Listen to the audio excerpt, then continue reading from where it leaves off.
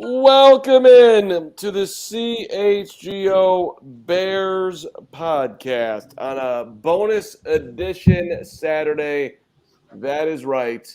We are out here for you whenever the Bears are doing anything, basically. And yes, there was training camp today. Saw a bunch of you at training camp, including the amazing Greg Braggs Jr., who's hosting and producing this program. Come on. I was going to say, I thought you were going to lead with Gary Ross, the amazing Gary Ross. I was going to get to Gary, who, of course, dominated today despite losing to Larry Mayer in the Bears trivia. Shockingly, Gary did not know. For shame. Yeah, well, it's disappointing, to be honest, because Gary knows everything. But Gary did not know that 1971, I won't even put the trivia on either of you because you're both just fresh out of the womb and you won't know these things. 1971 was the first year of what at that time was the new Soldier Field. Bears leaving Wrigley, going down to the lakefront, where hopefully they'll stay for the rest of the time. But we're not here to talk about that today. Nicholas Moreano back in his home crib. I put Braggs out in the forest, and I'm conveniently somewhere close to him so we can do this show. Gentlemen, lot to discuss here today. We're going to get to Kyler Gordon, and I thought his confidence and comments, but a lot of running the football today for Justin Fields, which we have not seen so far in training camp. That was one of the things that stood out for me. Yeah, and that's something that we hadn't seen really now 4 practices in. This is the first time we've seen Justin Fields actually take off, and there were times where the defense didn't know what to do. There was a time where Justin Fields just walked right into the end zone because no one accounted for the quarterback. But that's going to happen. The Bears are going to play some mobile quarterbacks this season. So I think it's good that we're seeing that because, again, that's a part of Justin Fields' game. He's going to get outside the pocket, make plays that way. But also it does help the defense to adjust to a mobile quarterback. And there were times where the Bears were doing these rollouts and the tight ends were open, but the threat of Justin Fields' legs are a part of his game. So it's good that we started to see that get implemented more in this practice today. Yeah, I mean, to me, of everything they've worked on, outside of the DJ Moore, Justin Fields connection, which you're seeing daily, and you saw it once again today, they did a lot of red zone today, which is different than the first couple days prior to.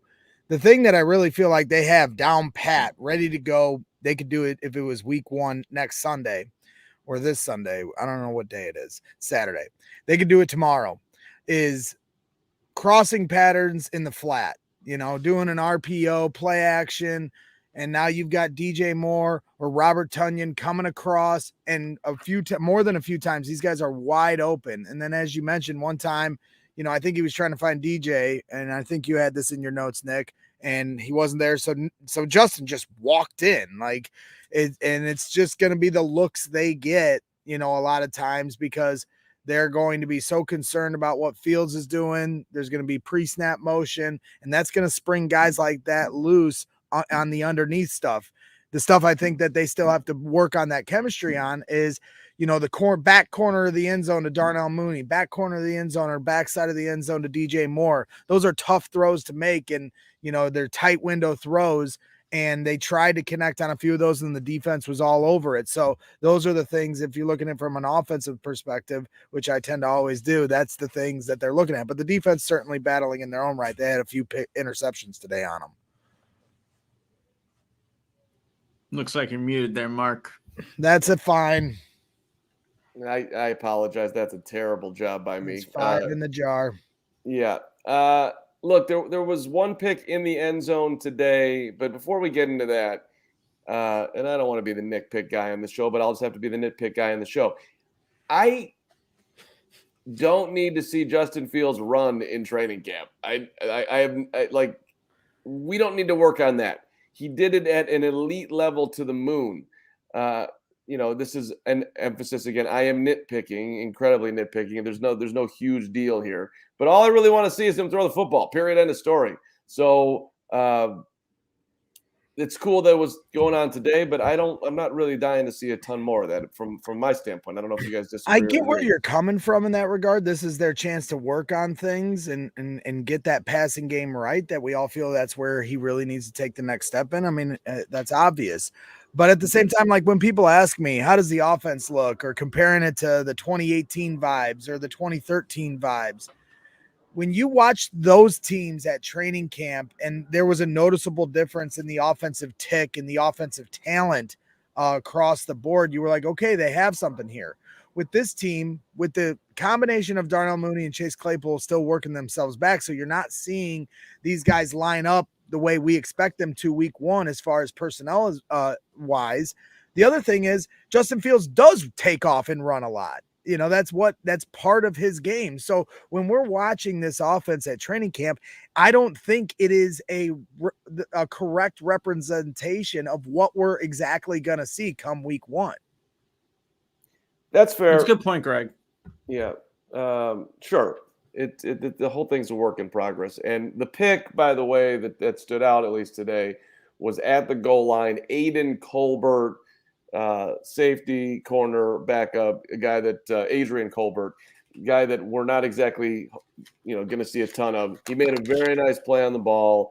Fields held the ball on that particular play too long, and then tried to sneak it in after, at the very last second. And Colbert made a good play, and then Fields actually came down and was complaining at the ref that should have been incomplete. I'm not sure if he thought that he dropped it and or was out of bounds, but it was that was. It's still the time. A lot of talk about timing here and where they're at, and to me, it's obvious that it's better, significantly better. I would go so far to say, and also still a work in progress at the same time. Clearly.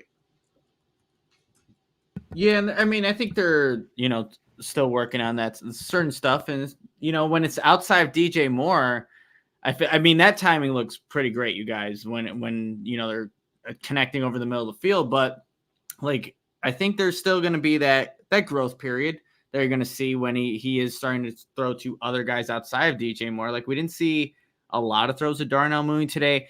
And maybe, I was looking at my notes, you guys, I didn't see a lot to Chase Claypool. Maybe it happened all the way at the end of the other side of the field where we couldn't see. But, I think it's going to take some time to get the timing exactly right where it needs to be. But when it comes to DJ Moore and Justin Fields, I think that timing chemistry looking pretty darn good right now.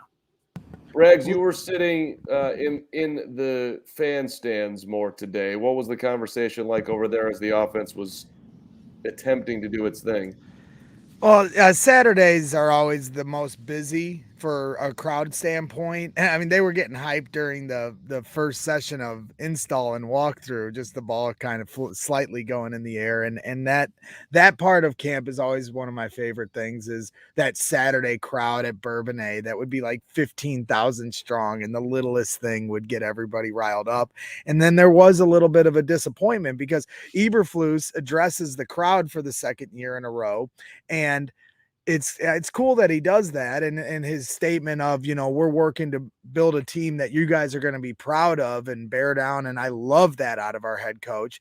Then he proceeds to do half the practice on the other side of the field, as far away from the fans as he possibly can get. Now we're all trying to look at this thing, and so it was a second day in a row of a fairly slow practice outside of the red zone session they had, which was a lot of fun, and on our side of the field. So, vibes are strong. Everybody's excited about this, but we all want as close a look as we can possibly get. Well, and you didn't have to be sitting with the fans, by the way, to hear the fans when early on in the practice, Fields connects with DJ Moore on a bomb. They loved that. And then back-to-back right to Robert Tonyan. That was awesome to see, kind of a highlight offensive moment of the day. When the Flus talks, man, people listen. Damn it, I was so fired up when he grabbed the microphone today. Nick, we've got it on video. I think it's been tweeted out, right? So I'm sure people have seen it. But if you haven't, the Flus. It's a nice touch. You want the Flus in your life, and you are loose, Matt Eberflus. Appreciate you being here today, watching the show. I thought some interesting convo with the Floos today about Kyler Gordon that at least I was poking at him a little bit. Before we jump ahead to that, let's keep our ducks in a row and have our best and worst of the day, correct? That's how we do this show. Yes, very good point, Greg. Thank you for getting us we don't back have on track. to. I mean, Hollywood Mansion Hogan here, you know, we can let the inmates run the asylum, or we can, you know, keep the consistency. I mean, if it's me keeping us in order, that's a scary thought. Well, you're doing a good job of it. So why don't you start first with your best and worst, buddy? Well, I would definitely say my best was Robert Tonyan. He's really standing out. He had like 2 or 3 touchdowns to see him kind of take that step. Offensively, can I do 2 like Mark always does? And then for the second day in a row, a linebacker, Tremaine Edmonds. I guess if I'm going to go, I thought Tonyan had the best day offensively of anyone. Just as someone like you're starting to see what he can do. But Tremaine Edmonds gets, for the second day in a row, one of our new linebackers gets an interception. And this time it was on PJ Walker. It wasn't on Justin, but he takes it back to the other house and they all swarm up as a defensive unit. And it was very 2018 vibes with the way that team would celebrate their turnovers. And I know the NFL is kind of trending that way for every turnover they make, but that's what it was. They kind of ganged up all together in the end zone and they were going crazy in front of the fans. And that's the kind of vibes I want to continue to see. So that was certainly fun to see. And then obviously the chippiness. I enjoy that these guys are ready to get the pads on. My worst, man, that's a tough one, you know, because it's like, how do you differentiate when a defensive back makes a nice play? You know, because we're seeing more interceptions. You know, there was how many, 3 or 4 interceptions on the day today. So, you know, what do I do as a fan? Do I have concern for what the offense is trying to do, or do I rationalize it like the defense is battling? You know, that's the game you have to play and the balance you have to make as an analyst or a fan in the stand. So, you know, I'd like to see less turnovers, but then what does that say for the defense?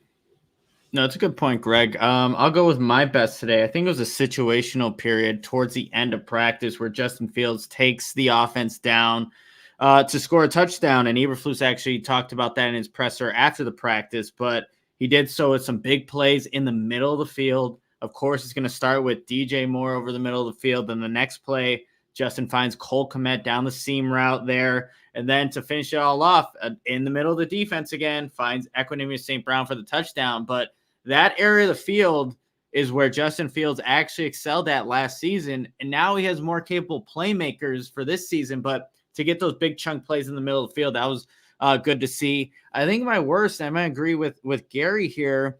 And, you know, Matty Eberflus didn't want to make it a big deal, but Nate Davis was kind of in with the first team. But then you also saw Ja'Tari Carter in there, Lucas Patrick at right guard. So we're seeing a little bit of a fluctuation there. And basically he said they did it because, you know, in the season it's long and you're going to have different combinations there, of course, throughout the season. So they just wanted to make sure that those other guys were also prepared. But that's what I mean. I was going to say, are we going to say he's benched? I think that's I wouldn't say that. Yeah, and I mean, yesterday I asked Alan Williams about Terrell Smith getting, you know, reps with the first team defense. He got reps today, and he said not to make a big deal of that, but let's just monitor that as training camp goes. The first week, 4th practice, but you got to see a bunch of different guys at right guard today, so I'll put that as my worst for now. If you wanted to add on to that, Nate Davis was supposed to speak to the media. True. He did not speak to the media. We got Travis Gibson as a late substitution. Travis Gibson's always the most media accommodating player in that locker room, so it seemed to me like Nate kind of bailed out late for whatever reason, and probably is nothing. I talked to Nate after practice. He was signing autographs for kids, and I kind of made my way over by him just to kind of feel him out a little bit, see how he's doing. I said, "Hey, what's up, Nate? How you liking? You know, welcome to Chicago." He said, "I appreciate that." I go, "How you liking it here?" He's like, way better than Tennessee. And I was like, wow. I was like, that's pretty crazy. I go, I love Chicago, but Tennessee's a great town. Nashville's a great town. And he goes, overrated. I was like, oh, so I mean, he seems to be settling in. The attitude he gave while he was hanging out with the fans and talking to me didn't have that. So, you know, interesting, or I'd be interested to know why he missed the media session, but I didn't get those vibes from him while he was walking around. Typically, if a guy's just got benched and is pissed off, he's not signing autographs for fans for 45 minutes after practice. He's storming into the locker room all upset. So that is a Greg Braggs fan exclusive. Thank you, ladies and gentlemen. Nobody else got a one-on-one with Nate Davis today. Oh, that's not even the best one-on-one. Yeah, we don't have the No. here. We're getting there right now. That's my my best today was seeing a picture. As much as it hurt my heart that it wasn't me, but my best today was seeing a picture of Greg Braggs with Jack Sanborn. That was on his birthday too. It's Jack Sanborn's birthday today, so that's even more special. Yep. It was his birthday. Now that's a loaf on my behalf talking to this guy, because I talked to him for like 5 minutes and did not wish him a happy birthday. So that's an embarrassing moment for me. Wait, you got 5 minutes with Sanborn for real? For real. What do you think I do after practice? I harass people. So, not really harass. I respectfully wait for them to stop signing autographs, and then I may or may not talk to you if you're willing. I talked to Patrick Scales today. Stop. Please tell us about your conversation with Jack Sanborn. Of course, I go, hey, I introduced myself and told him who I work for. And then I explained to him our affinity for him on our show. And I said, Jack, I don't know if you realize this, but we put your jersey on our studio in our set for most of our shows we do, because we have a one Mark Carman that adores you. And he was like, oh, nice. I'm going to have to watch your guys' show. I was like, we'd love for you to watch it. I was like, we'd love for you to come on sometime. And we could gush about you some more. And we really appreciate how hard you worked last year. He was like, I appreciate that. And that's kind of where it went. Then I go, you mind if we snap a shot so I can make Mark jealous? He was like, absolutely, let's do this. And that's kind of where it went. I love that. And thank you to the Sand God. And I'm sure I have a feeling he's watching right now. Thanks, Jack. Your 57 is most welcome on the show. So that was one of my best. I do multiple bests here every day. So I'll give another one. And this wasn't on the field. This was off the field. Kyler Gordon meeting the media today. It was so unbelievably noticeable. Nick's pointing at me for those of you listening in the audio world. How much different, confident, not that he lacked confidence last year, but last year was a guy that was kind of quiet and was making his way. This dude comes in there today. He's got the Spider-Man mask on. He's talking in a way, in a flow that I had never heard him before.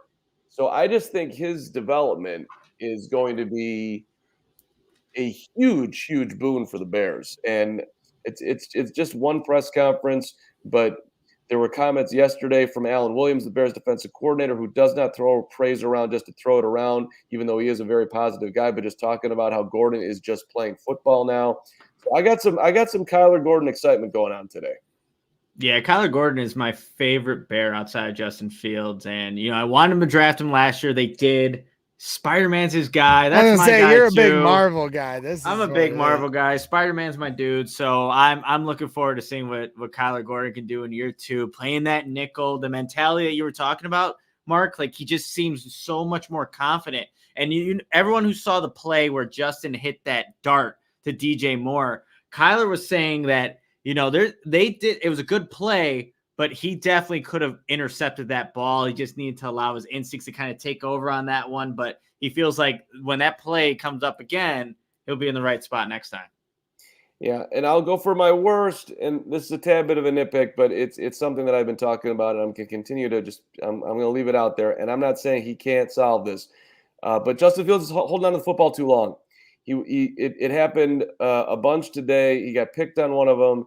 And on the pick, he went to the ref to try to get it overturned, which I was like, just who cares if he dropped it or whatnot? That's really not what you should be thinking about on that play. Just more so on how you were holding it, and nobody was open.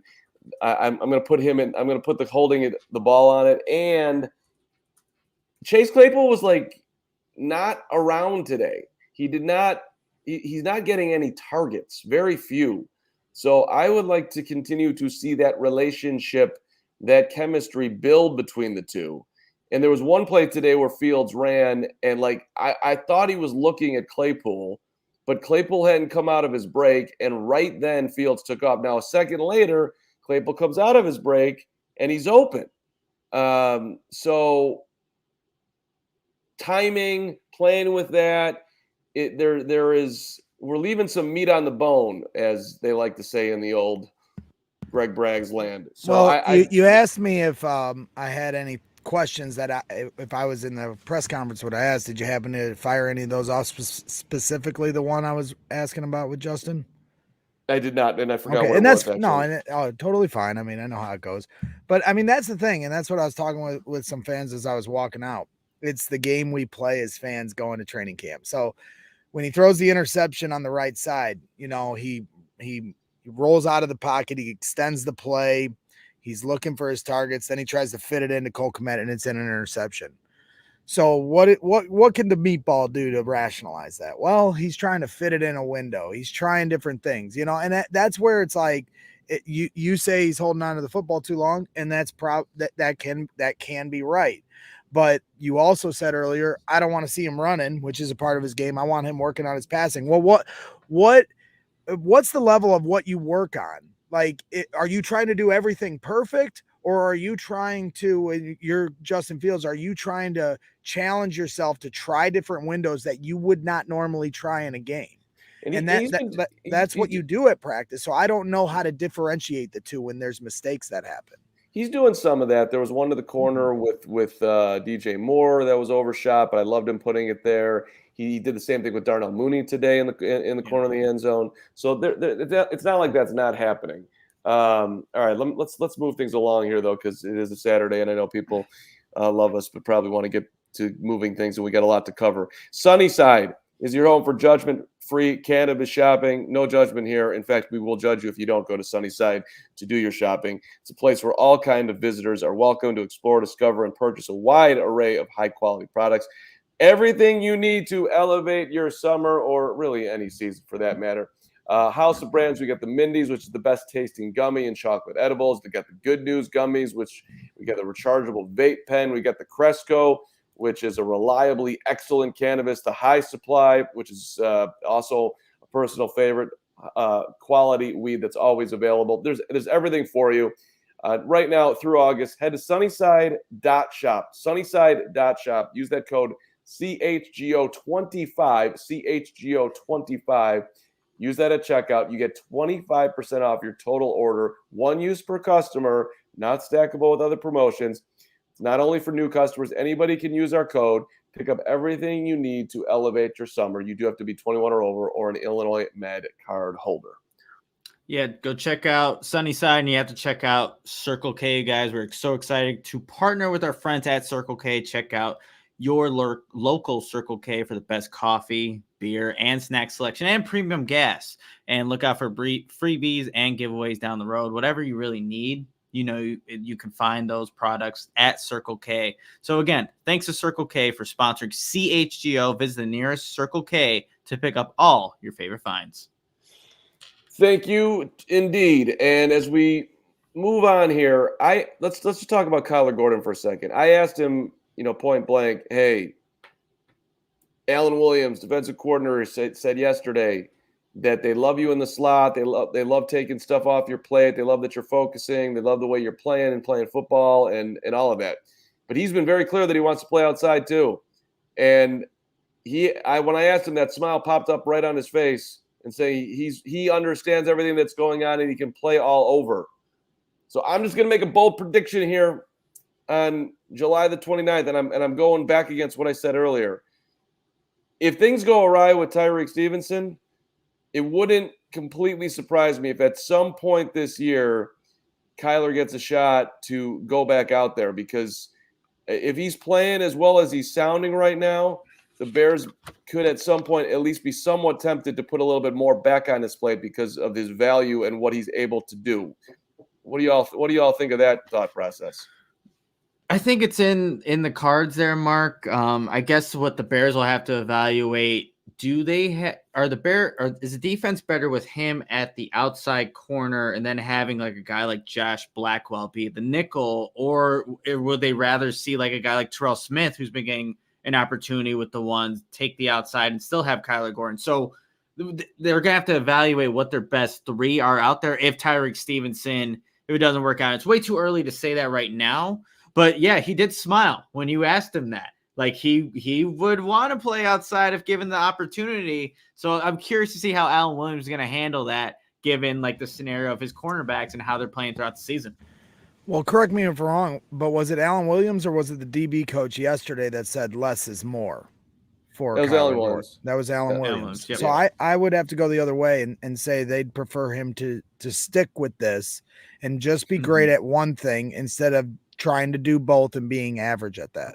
I agree. They definitely prefer it. I think I'm sure Nick does too. I'm just saying. Well, then from that perspective, like Nick said, you got who are some of your options then? If Tyreek Stevenson it's like welcome to the big leagues week 1 for him, and you have Kindle Vildor, who most people are always trying to replace, but I think he battles. Josh Blackwell, Nick, you just mentioned, could he be a guy that jumps in there? I thought him and Jalen Jones battled. They were moving those guys around to different spots last year, but this happens on the offensive line sometimes where you'll try to move a guy over to fit another guy in, and now you're negatively impacting 2 positions instead of just holding one down. And the slot is very important in the NFL nowadays. So let's let Kyler own that position. Yeah, and let me just say, I'm putting this as a 10% possibility, and I see Brandon's comment. Why are we writing off Tyreek Stevenson? No one's writing him off, not at all. I think he's absolutely going to get through training camp and be the starter. I'm just saying that as a rookie, a lot of rookie cornerbacks struggle, and if the Bears at some point have to, trying to win some football games here, things are going well, the offense is cruising, we're in this, Tyreek might not be completely ready. Not punting on him, but let's perhaps play around with things. No, you're not punting. What would that look like? You're 100% right. I mean, this is what I was talking with a fan about. He asked me, like, who's going to have the biggest impact as a rookie, and he wanted it to be Gervon Dexter. I get it. We all look at Gervon Dexter. You see his, intangibles and his physical attributes, and plug and play. That's not how it works. They're rookies. Tyreek Stevenson, Gervon Dexter, they all have great potential, and they're going to hopefully meet that at some point. But the idea that they're just going to be ready to rock week 1, we don't know that yet. Maybe we all hope, but there's also a chance they're not ready. So you got to be careful with how you place your expectations with some of these guys, because you might personally get let down in the immediate future. Tyreek Stevenson certainly has all the potential in the world. Will he be ready week 1? We don't know that yet. So, that's where people just got to understand. Nobody's writing him off by any means. And we all know that he's a physical corner. So when we get the pads on, when we go to joint practices, when we get to the preseason, maybe he'll be able to show exactly how he can impose his will in a physical manner to change the game up as well.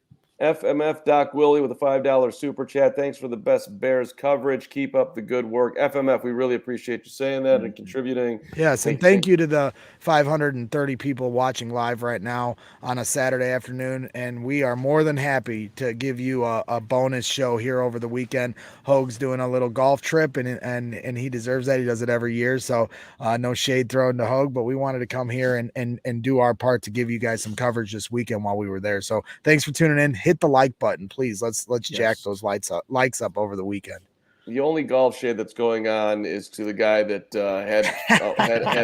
had 3 inches of water right in front of him. If you missed the tweet, we can save that at the end, because I'll go 20. I'll go 12 rounds over that. You brought up golf, and I just like to point out. Who brought up golf? Oh, he went. Yeah, Hoag's golfing. We'll save the golf talk for the end, but trust me, if you want me to let you have it on that regard, we'll save it for there. You can do whatever you want to do. You're a great golfer. There's no way I could ever be in your league. But I'm not. No. Whatever. I'm not listening to you gas me up. No, you were just wait till Cog Hill. All right. Okay. You were unbelievable. I don't even know how I'm going to even remotely compete with you. All right. So I want to go back to I want to stay in the cornerback room here, and towards the end of Flus's conversation, I poked in there about Jalen's comments yesterday and his contract. He wants to stay here, and also him getting more interceptions being a part of getting paid. And so I asked Flus about, do you want him to perhaps go away from what's been his strength, which is just being a shutdown corner and not allowing guys to catch the football, and to take more risk to try to get interceptions. And the Flus said that he wants to see him improve in year 2, which is interesting, by the way, because it's year 4 for Jalen. But he's saying it's year 2 in his scheme. So year 2 on the way that the Bears want Jalen to play football. So I don't know if I'm making too much of it. I probably am. I do that once in a while. Perhaps if you watch the show, but not you. But Nick, did that stand out to you at all when he said year 2, or just even the way he answered it? Period. Well, I think it kind of echoes what Alan Williams was saying about him in this defense, where now he expects him to almost anticipate more, which he's been doing. Alan Williams was also saying, but now he should have a feel for what the defense is, and you should be able to react more, jump those routes, make those interceptions, because he did mention that too. He wanted to see that. But it kind of just reminded me of what Alan Williams was saying about him. And then even when Jalen Johnson spoke, like being in this defense now, have more comfortability, almost like Kyler Gordon, to where he knows what his assignments are. He can be better in the zone coverage if they ask him to do that or play man, but just being in better positions to make plays because he knows the defense. But when I heard that, it kind of reminded me of what Alan Williams was saying yesterday. Yeah, no, I get it. And again, just underlining it, he used that word improve. They want more from Jalen Johnson. They think he's capable. And Flus said, very good player like Jalen, and he'd also like to see him improve. So they're looking for a next level from one of their better players, which is at least somewhat interesting when you consider the contract situation, whether he's going to get paid or whether he's not going to get paid. You can make a guess on it. I'd be guessing too, if how much Flus is in that conversation of wanting Jalen around. I'm assuming that, if you're a good general manager like Ryan Poles, you're going to ask your head coach about players and where they think they can go and all of it. And getting turnovers is a big thing in the NFL, not just for the Bears, but for anyone. Hey, Crazy Ace TV, $5 super chat. Crazy Ace, appreciate you always. And thanks for finally having XL Brick by Brick shirts back in stock. I appreciate all of you. Hashtag bear down. Hashtag CHGO love. I'm glad to hear the XLs are back, buddy. Yes, sir. Let's go. And hey, now that I've downgraded to XLs, these double XLs are starting to get a little loose. So, I'm glad they're in stock too. Flexing and dropping the weight. How much have you dropped here, Bragsy? Like what you were talking about. I'm down. I'm not down enough. You gas me up with the golf game. You ain't gonna gas me up with the weight either. I got another 30 pounds to lose. I'm down I'm down 40, 45. You got it. I got 30 more to go. Well, but you do look great. You look great. You're just gonna be jacked up, and you just wait. I'm gonna give it to you. Hey, you're a great athlete, and you look great. Don't even go there with the bull. I see where you're going with it. Don't even pause me. No, I don't. Hey, listen, you deserve props for dropping the weight. Not easy to do. So the other thing that I think we haven't touched on today that I'd like to, if I may, is the other thing that really stood out. Even though I thought, like, practice is typically 2 hours from 10 to 11:45. Typically, it went to almost noon today. But by 11 o'clock, they really hadn't done anything by my standard of what they're supposed to be doing. I know, Nick, you referenced some of the one-on-one battles they were doing, but like from what I want to see at camp, it felt like they hadn't done anything in the first hour other than stretch and walk around. Then they did the red zone drills for like a half hour, and then they finished with that 2-minute drill and a few things. The one thing that did stand out in the second hour of practice was there was some chippiness. There was a fight. It was a small fight. It wasn't a Kyle Long versus Akeem Hicks, but there was some shoving going on. Then Khari Blasingame just bolts in there and just ends it with a huge shove. And there was some talking and chirping. And then there was also some tackling at points. Like, they're not supposed to be tackling without pads. And more than a few times, guys were taken to the ground. I talked to Patrick Scales about it. He was kind of laughing. He's like, yeah, guys get outside of themselves. Everybody's excited to get the pads on kind of thing. A cornerback, number 32, help me out, Nick. He broke one up. Yeah, he broke one up on the sideline. Everybody went to the ground. You're starting to feel the antsiness from the players about, wanting to, kind of starting to put it to who they're going up against every day. Well, I think it's making sense, right? This is the fourth practice now. They're not in pads. There's, you're blocking guys, but you're not really blocking guys. And it's about time that the pads start to come on, and next Wednesday we'll finally get that and see these guys actually get to, hit a little bit more and use that physicality we've been talking about. But I think it's good to see this competition, this internal competition within, certain position groups with the offense, defense, but they're all trying to compete, right? And we always talk about how, the competition is going to bring the best people out and show the best version of themselves. So I think after a couple of hot days of practice, even though these last two have been a little bit slower pace than, the previous two, I think things are going to start heating up next week, and I can't wait to start covering those practices. Yeah, I mean, padded practices. Let's go, please. I'm oh so ready to see some hitting out there, and it's coming this week. The Bears, of course, taking a day off tomorrow. No show tomorrow. We'll be back on Monday. But yeah, pads coming on is going to be awesome. I thought, just as far as the competition goes, Greg Stroman Jr. He picked off PJ Walker today. I forget. Do you remember who that pass was intended to, Nick or Greg? You both were there. Doesn't matter. Anyway, Stroman picks off Walker, and we're down on the end of the field by the fans. Like they're probably at the 25-yard line doing the drill. He picks it off, runs through the defense, past the coaching staff, and then past the 50, and he's all by himself and takes it all he looked the way like to the Forrest Gump. Yeah, it was like run, Stroman, run.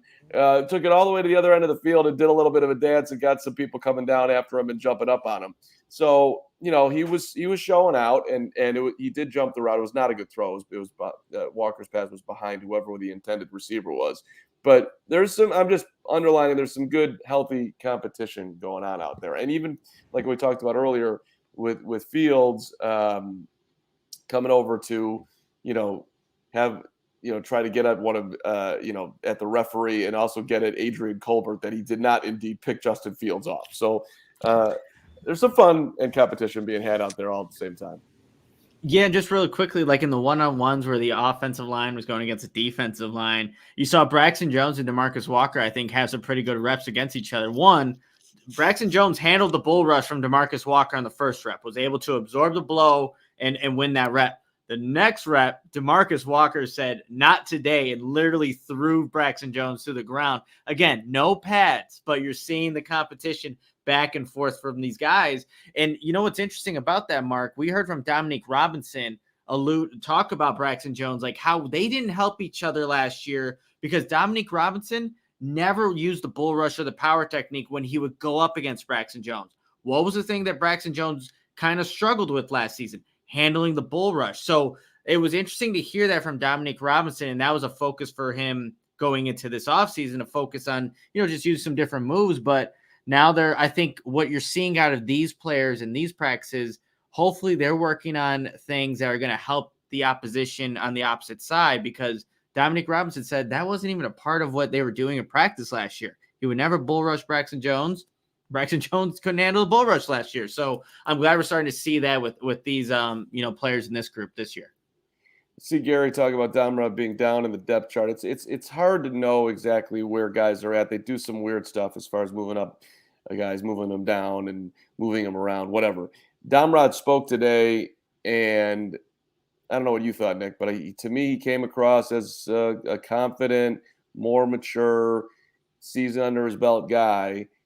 And he also did add that he's put on about 10 pounds. Last year he played in the 250s. Now he's in the 260s. I thought he looked bigger. Yeah, and he also said that, in his exit meeting with the Bears wanted him to go look out to a veteran presence who played the position, and he hung out with Robert Mathis to kind of pick his brain a little bit. So he was learning that, and he did say that he did not like his rookie season at all. And he was really relying on athleticism to get all the sacks that he did in week 1 against the 49ers. And he realized pretty quickly that athleticism isn't going to work throughout the course of a season. And that's why you never really saw a very productive Dominic Robinson as the season went on. But I thought there were some good things there that he said in his press conference today. That was funny. My athleticism and things I was doing worked in week 1. Then not as much in week 2. And then no. So, well, I mean, we all know he did not have a lot of help around him. True. And you're also talking about a guy who was a wide receiver converted to being a defensive end in the NFL. It's going to take a second. But And I don't know if he's going to make it. No one does. But I'm rooting for that guy. And speaking of guys moving around, and I know it was mentioned earlier about Nate Davis, they're trying different guys out, but Jatir Carter, at right guard, that was interesting. A few times when they ran the ball, he was kind of leading the charge. He's a big dude, so they obviously see something in him, and where he'll, fill out and find his role on this team. I mean, injuries happen, unfortunately. So, they're trying to test things out. So when a guy has to step in, he's at least had some, practice with some of these guys around him. I think the other thing too is so far, another guy that came out and was hanging out with the fans for quite a while, with Tevin Jenkins. We really haven't heard that much. Last year it was like we talked about Tevin Jenkins every single day. And this year it feels like we haven't talked about him at all. And I take that as a really good sign. Like obviously he was the most talented offensive lineman on our roster last year, but health-wise is the concern. And right now, I mean, it's a long season, but I have no concerns about what Tevin Jenkins is up to. Yeah, he went against Javon Dexter twice in his one-on-ones that I saw. Tevin Jenkins handled the rookie pretty easily both times. Again, we'll see what happens with pads, but it was good to see that from Tevin Jenkins. But like you mentioned, Greg, it's been pretty quiet for him, which is not the bad thing for an offensive lineman. It's a good underline right there, Gregory, that, last year Tevin was a big conversation and got to the point that you thought that he wasn't going to be a Bear. The only conversation we've heard so far about the offensive line was Ryan Poles doing one really positive throwaway line that he's thrilled with how it's looking so far. 1999 from the Bears Bastard. Thank you, the Bears Bastard. Haven't caught a live show in a while. Wanted to say I'm super jealous of missing camp. Coming back to Chicago a few days after the last practice. Thanks for all the great reporting. Can't wait for week one. We can't wait for it as well. The Bears Bastard, thank you so much for jumping in here. Also want to say thank you to our friends at Hooters. This is your spot to catch all Bears games this season and all the NFL games or any game really. Step up to the plate for their world-famous wings, delicious seafood, stacked sandwiches, salads, and more. Tons of great beer specials, $6 drinks all day, every day. Check out the seafood specials, $19.83 for a pound of crab legs. That's a steal. And great prices on buffalo and steamed shrimp as well. Hooters, celebrating 40 years in business all year long. And in honor of the anniversary, on the 4th of every month, Hooters is going to be hosting a throwback event, bringing the 80s back with 83-cent wings and other great specials. Next one is coming up on August the 4th. You know what goes well with Hooters, you guys? Everything. Goose Island beer. Yeah, that's true. CHGO is supported by Goose Island Beer Company, Chicago's beer since 1988. Just give you a glimpse of the beer roster right now. You have the Goose IPA, the 6-time medal winner at Great American Beer Fest, always in style, citrus aroma, bold hop finish. And of course, you have the Tropical Beer Hug, dry hopped Imperial IPA, 9.9% alcohol. That's dangerously easy to drink. And you have full pocket pills, everyday beer, what the brewers are drinking. And right now you can grab an ultra fresh brewery exclusive beers at Goose Island's original brew house on Clybourne Avenue in Lincoln Park, or from their tap room on Fulton Street in Westtown. Goose Island Beer Company, Chicago's beer. I wish that I had like the heavenly sound effect, because watch this, guys. With the sun. I'm sorry, I'm an idiot. I'm a complete moron. I can't help myself. I mean, that is the beauty of a Saturday afternoon moment here. You want to tell everybody about Diehard and Cog Hill there, Braggs? Yeah, this is the best time, ladies and gentlemen, to become a Diehard. You get discounts on exclusive events, merchandise. Everybody's talking about the Brick by Brick shirt coming back in stock. They've restocked a lot of stuff. We, as far as our shirts are concerned, and we have awesome designs across the board. The Blackhawks shirts for the new, recently drafted Connor Bedard. I mean, those are sweet. Mine's in the mailbox today. I can't wait to go pull it out of my mailbox. You get discounts on that. You get a free shirt as soon as you sign up when you become a Diehard. Exclusive access to, content that you can't get otherwise, like Adam Hogue's newsletter that he's doing every day that he's at practice, stuff you can't read anywhere else. We have a Discord chat where we all hang out and talk privately, and you can get away from the Twitter trolls or the Reddit meanies and hang out with us and have a good time talking Chicago sports, not just the Bears, but we there's channels for every team. And as Mark said, for our live events, if you're in the area, I'm so excited this year for the tailgate scene. We had a lot of fun with the tailgates last year. And then, of course, coming up on August 25th, the CHGO Kickoff Classic, 9 a.m. We're going to be starting out at the famous Cog Hill Golf Course. Pins and Aces is going to be bringing those sweet golf polos you see on the left, and they'll be available for purchase for people that are playing that day. We're all going to be there. There's going to be plenty of CHGO personalities there playing as well, playing alongside you guys. Corey Wooten will be in attendance. So that's going to be a really fun day, and we really are looking forward to everybody coming out. I've got a foursome. I know a bunch of people are bringing foursomes. Look into it. Bring your friends and let's hang out. There's going to be food afterwards and different giveaways and things of that nature. So that's a big event coming up. I've been practicing hard. Mark had to put on display yesterday. We went out for 9 holes, and he goes and puts a video out there of me shanking one into the water. But what wasn't documented was how I gave him the business for the last 3 holes on our 9-hole journey last night. Are you going to be honest about this, Mark? Yeah. No, you played great. And I was really impressed with your tenacity and your want and how much you channeled your Michael Jordan mentality of just wanting to be great at everything. And you sunk a par putt on the last hole that was just phenomenal. And again, it was like a 25-footer, no big deal. Yeah. It was only the best shot of the day. Yeah, no, it was fantastic. So I'm probably not even going to show up to the golf event on the 25th. But this is the other thing, Nick. He's like, so now he's just trying to like gas me up, like that's going to like get me down. And you know what? I have to thank him for putting that video up. As embarrassing as that video is, I'm going to watch that video every day as motivation. Even though I gave him the work the last 3 holes, I was putting for par each of 7, 8, and 9, and then I got the par on 9. I'm not even going to use that. I don't need it. I'm going to use that video he made embarrassing me in front of everyone on Twitter as the motivation that I need to take him down at Cog Hill. And I'm going to. I can promise you that. Yeah, Marcus, he can't concentrate. He's talking the whole time. Okay. He's moving around. Don't shush me. No, I am shushing you. I love on a golf course. He can't shush, but then on a podcast, he's shushing me. You're in the neighborhood. I don't want to, the neighbors are, tell my guy he's talking to me. $4.99 from my guy Timothy B. Went to my first training camp today. Happened to run into Nick, stand-up guy, as well as the rest of CHGO. Keep up the good work. Bear down. And I ran into my guy Derek today. What's up, D? First time meeting Derek, who's now amongst the posse here. So thank you for saying hello today, Derek. Again, we always appreciate it when anybody comes up to us and says nice things about the show or says things that are not nice, which actually hasn't happened yet. So I'm looking for, although I just get occasionally I'll get a sideways like that car.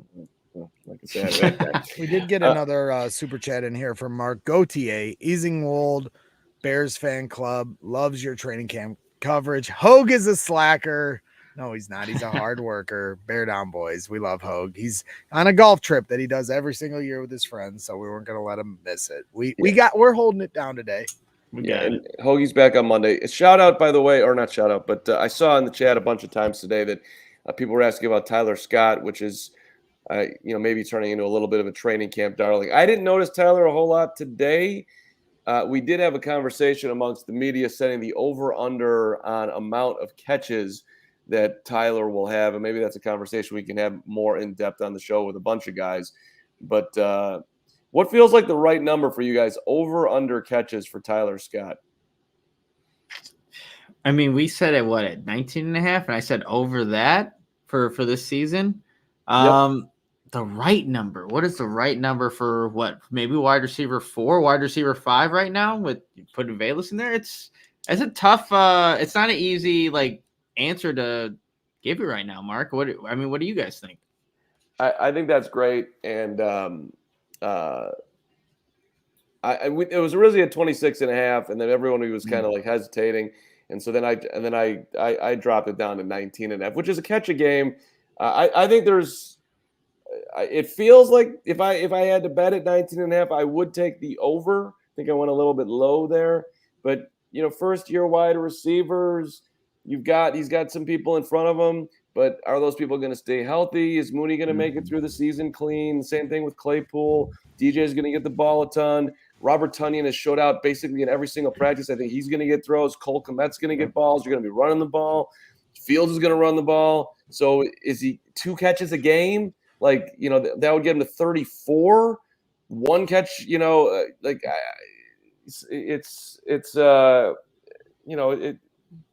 that's why the people at DraftKings get paid the big bucks. I think it's just borderline impossible to know. Well, and this is where I have to take my own advice when we talk about rookies and tempering expectation. Where I always fall for it is with rookie wide receivers. Always. Every time I go to training camp, there's always 1 or 2 wide receivers that I absolutely fall in love with that either won't make the team at all or are rookies and aren't going to get the kind of production that you see at training camp.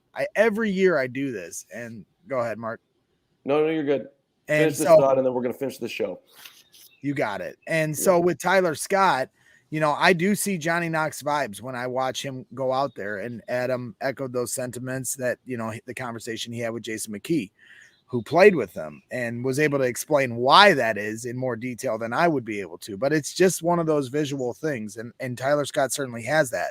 But we got to be patient because, as Mark just mentioned, there's only one football and there's a lot of guys out there. And I think the other part of the storyline, if we're going to have like a full-scale look of the first 3 days of open practice here and with the day off tomorrow, is with the whole talk coming into camp was Darnell. Like last year it was Tevin Jenkins. This year it was about Darnell Mooney and Chase Claypool and their health and how they're going to come out and look at practice. And while Chase didn't get the ball today, yesterday Chase was beating the brakes off Tyreek Stevenson, and Darnell Mooney, they're bringing along slowly, but he looks healthy. So I think the big storyline that maybe we really haven't touched on is the fact that I think those two are trending in the right direction. It could have been worse. We could have came in and they weren't ready at all or anything like that. So I think that's a really big positive sign going forward that these guys are going to be ready to rock week 1. Let's leave you on that thought. Wide receiver university, Chicago Bears, damn it. Everyone's going to be rocking it this week. We greatly appreciate everybody who jumped in here on Saturday. Ton of fun to be with you guys today. Thanks for all the chats. And off day tomorrow. So do your Sunday. I'll probably be swimming in some body of water somewhere like Lake Michigan, hoping to not drown. And, get that flexibility going here. It's a big day tomorrow. Rejuvenation as we go back into the week. So we're back Monday afternoon, right around 3:00. And See you then. I got a tea time tomorrow at 10 a.m. You keep grinding, brother. Brandon, your boy Boogie, Joseph, everybody on the way out here. Even you, Don Burr. That's right. Appreciate you. And shout out to Osborne, who I boarded the bus with. I wanted to give him a shout out to. Yep. And everybody I met a guy at the gas station. So all those guys. Here. We appreciate everybody coming to camp and showing love to us. Say hi to us and we'll show love back. And we will see you on Monday. Have a great rest of your weekend.